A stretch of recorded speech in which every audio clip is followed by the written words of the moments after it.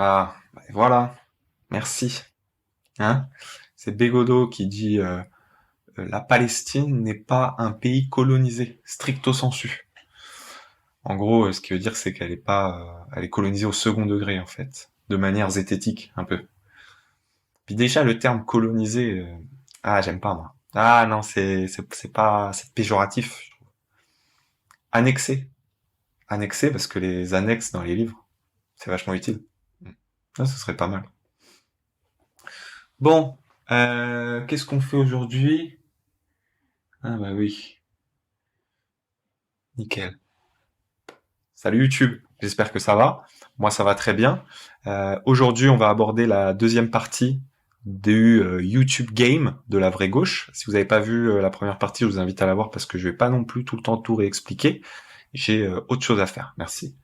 On va commencer ce premier épisode, cette deuxième partie comme on avait commencé la première partie, en abordant un YouTuber de la zététique et de l'esprit critique, qui lui est méconnu parce que chauve et avec un charisme de base qui frôle le zéro, mais il s'est fait connaître durant l'époque sombre des yeux laser. Je parle bien évidemment de Monsieur Sam.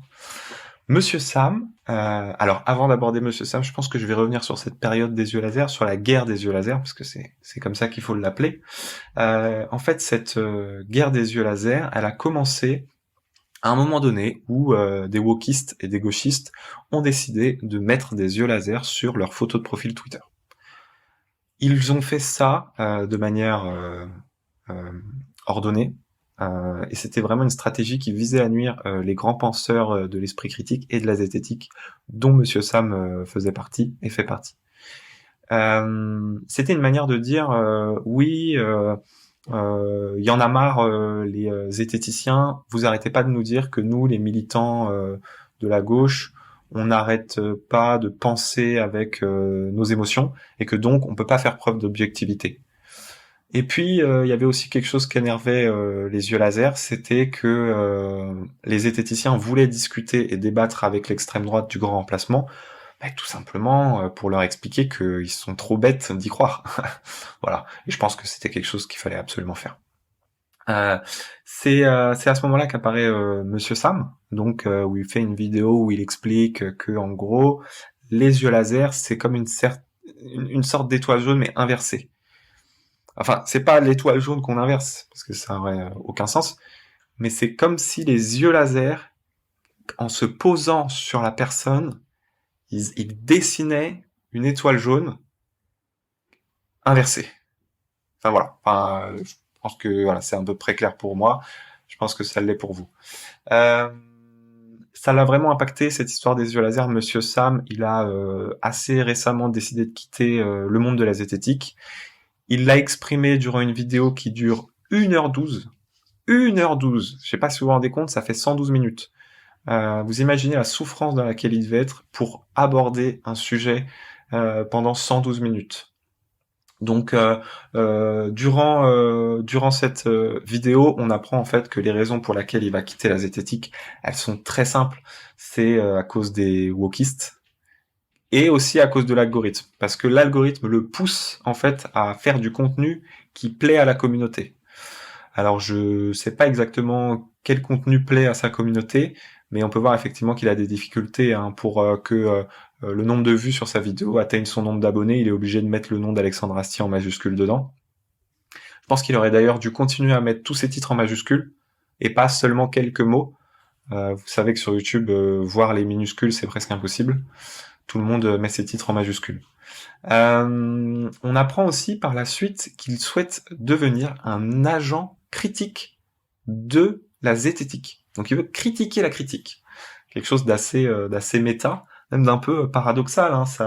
Ça donne l'impression d'un hématome sans coup, d'un cancer, d'une maladie sans cancer, de On n'est pas couché sans Laurent Ruquier, de Yann Moix sans les décès antisémites. Voilà.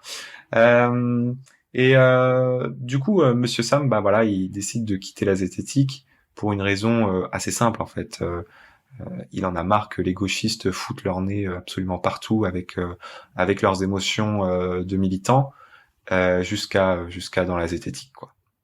Et cette critique du wokisme qu'il amorce dans ce vrai décalage vers la vraie gauche dans cette vidéo, il le fait en rappelant un travail important qui avait été fait par un de ses camarades zététiciens également, qui s'appelle Astronogeek, qui est un zététicien anarchiste, lui.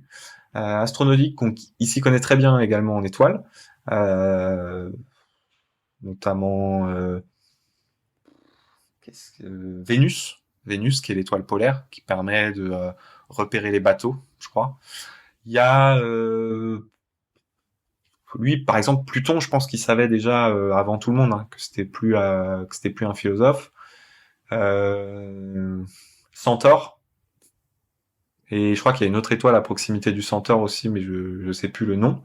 Bref, lui, son loisir favori, c'est d'expliquer aux gens qui croient que la Terre est plate qu'en fait ils sont hyper cons. C'est, je pense, une excuse hein, pour pouvoir insulter les gens de parler de ce sujet-là. Bien évidemment, il le fait au second degré. C'est un zététicien, ne l'oubliez pas, et un zététicien anarchiste en plus. Qu'est-ce que ça veut dire et comment je le sais? Parce qu'en fait, il a fait une vidéo où il fait son coming out anarchiste, chose qui n'est pas facile à faire. Et j'ai été beaucoup touché par cette vidéo parce que moi à la base je suis pas spécialement fan de l'anarchie, moi je suis pas anarchiste moi-même, j'ai jamais pratiqué. De toute façon ça m'attire pas spécialement, voilà le fait qu'il n'y ait pas le droit d'avoir des règles, qu'on n'a pas le droit de posséder des Nintendo Switch, que pour avoir des légumes il faut les échanger contre des tickets en papier, enfin voilà. Tout ça c'est vraiment pas mon kiff. Mais lui, il en a parlé d'une certaine manière qui était assez intéressante. Il explique qu'en fait, il fait une métaphore, et il est méga fort en métaphore. Il dit qu'en fait, faut imaginer que le monde, c'est un paquebot. Voilà, un paquebot. Alors déjà, quand t'es anarchiste, t'as pas de paquebot, je pense. Parce que t'as pas le droit d'avoir des trucs, si je me souviens bien, dans l'anarchie, à part des poux, des roulés et des tatouages. Ça, je crois que c'est le triptyque de l'anarchie. Je crois que j'avais lu ça dans un article. Et donc il nous parle de son paquebot et il dit en fait si tout le monde décide, eh ben le bateau il va nulle part, ou alors il va partout.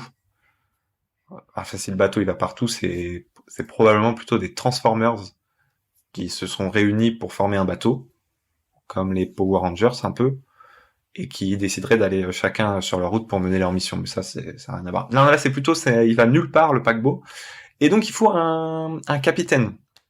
Ça c'est intéressant. Après il dit qu'il faut un de ses potes éclairé et tout ça, j'ai pas bien compris parce que je vois pas l'intérêt qu'il mette le flash de son téléphone vers le visage de son ami qui conduirait le bateau parce qu'il verrait plus et puis il pourrait même pas voir le Google Maps du bateau.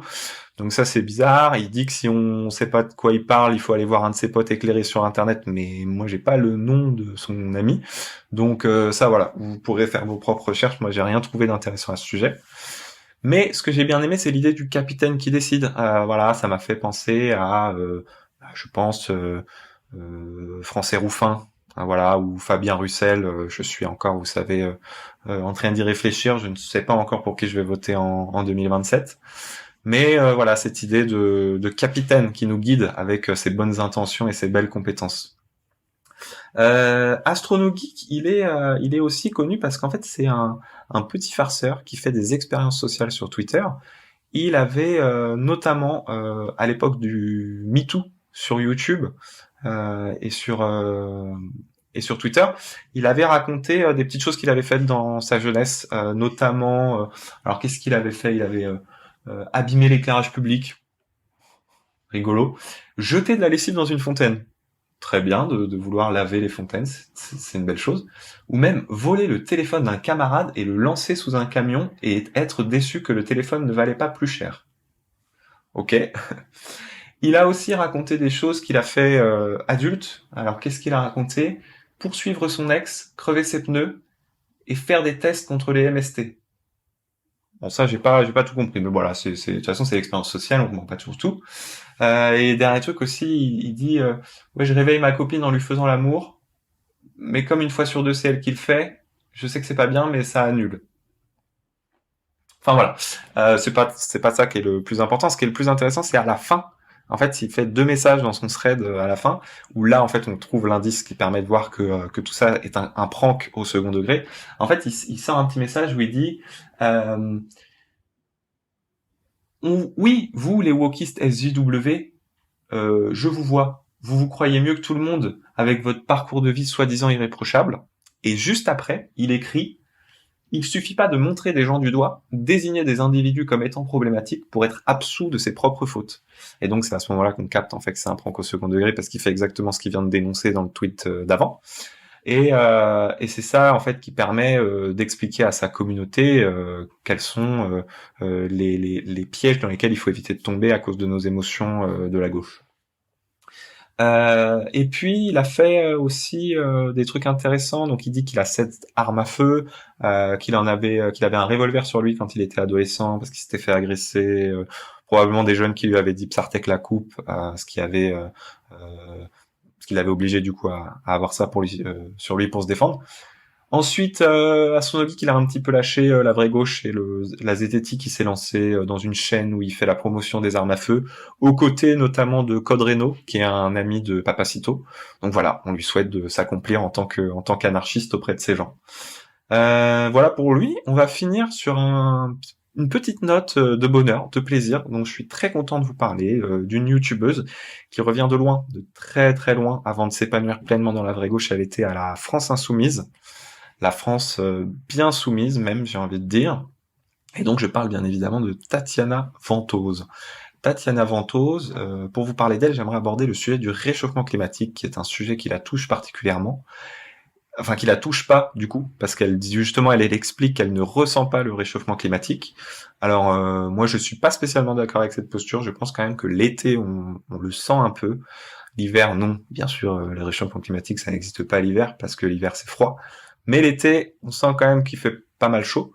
Mais c'est quand même important d'avoir des personnes qui sont sur YouTube, qui sont des activistes, militants, militantes, et qui font l'effort de nous amener à prendre ce recul et à éviter d'être beaucoup dans la passion et dans l'émotion.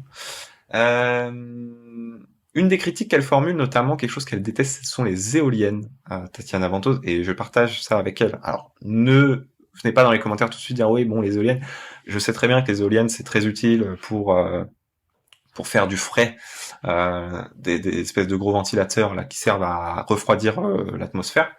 Mais pour moi, il suffisait de les mettre dans la mer. Je pense que ça aurait été plus simple. Alors, je pense aussi que c'est compliqué parce qu'en termes de rallonge, même de mettre une multiprise dans l'eau, je sais que c'est pas conseillé. Et des rallonges, parce qu'au milieu de l'océan Atlantique, il faudrait des rallonges qui font au moins 20 ou 40 mètres, je pense, et je crois pas que ça existe. Mais je pense qu'il y a des solutions à trouver. Même créer des usines qui permettent de réindustrialiser la France, des usines de rallonge de 20, 30, 40 mètres, ça pourrait être très intéressant, je pense. Ou alors, dans ce cas-là, on modifie la tronche des éoliennes. Un côté plutôt end spinner. Moi, je pense que ça aurait parlé à une plus grosse partie de la population. Enfin bref, on s'écarte un peu. Moi, ce que j'avais envie de vous raconter sur Tatiana Ventose aussi, c'est qu'elle ne se définit pas comme climato-sceptique, mais elle se définit comme climato-sceptique, point d'interrogation. Climato-sceptique et en fait, elle pose la question. Elle pose la question pour que nous, on fasse preuve d'esprit critique en y répondant. Parce elle a plus d'esprit critique. Elle a tout utilisé pour quitter la France insoumise. Donc, ce qu'elle fait, c'est qu'elle pose la question et elle crée l'interaction avec son public qui va répondre dans les commentaires. Et donc là, je vais vous lire des petits commentaires pour que vous voyez un petit peu comment elle obtient cette interaction et qu'est-ce que ça permet aussi d'obtenir avec son public. Alors, on a quoi comme commentaire c'est bien de prendre parti. Est-ce qu'il y en a un qui a lu la totalité du rapport du GIEC dans sa totalité? Alors déjà, 2 fois la totalité du rapport du GIEC, je rappelle que le rapport du GIEC est très long, c'est très compliqué à lire, c'est l'équivalent de 5 ou 6 tweets, donc tout le monde ne peut pas se permettre de faire ça. Un peu relou comme commentaire. On a quoi d'autre? Attention à ton instinct, surtout au niveau planétaire. Ça c'est intéressant parce que c'est un peu de prévention, c'est toujours très cool. Alors, par contre, aucun de ces climatologues de plateau ne parle du pompage de nos nappes phréatiques jusqu'à assèchement par Nestlé et Coca-Cola, et tout ça gratuitement bien sûr. Pompage souvent doublé par la fermeture de puits communaux, ce qui fait que les paysans ne peuvent plus donner à boire à leurs bêtes. Ces gens sont monstrueux. Voilà, quelqu'un qui dit les termes, ça fait plaisir parce que on peut plus utiliser des SUV ou des gros tracteurs, mais Nestlé et Coca, on en parle. Merci. Quoi d'autre? Le juin le plus chaud mondialement. Voilà, donc encore des gens qui nous disent qu'il fait chaud alors qu'on est en été. Quoi d'autre? Et du coup, avec la vague de chaleur actuelle, on se sent pas un peu idiot quand on voit la vidéo? Bon, c'est pas, on arrête. C'est pas spécialement intéressant, ça me saoule. Alors, pour conclure ces deux parties où j'ai abordé le YouTube de la vraie gauche, j'espère que ça a été clair pour vous, que vous avez découvert des gens, que vous avez mieux compris certaines personnes. La prochaine fois, je vais parler d'une autre plateforme, le Twitch Game. Je reviendrai probablement sur YouTube parce que je pense qu'il y a des choses à dire. Mais je parlerai également de la gauche no cap à nouveau, de son plus grand ambassadeur sur la plateforme Twitch et du travail colossal qu'il accomplit. Donc je vous dis à la prochaine. Ciao YouTube. Bye bye.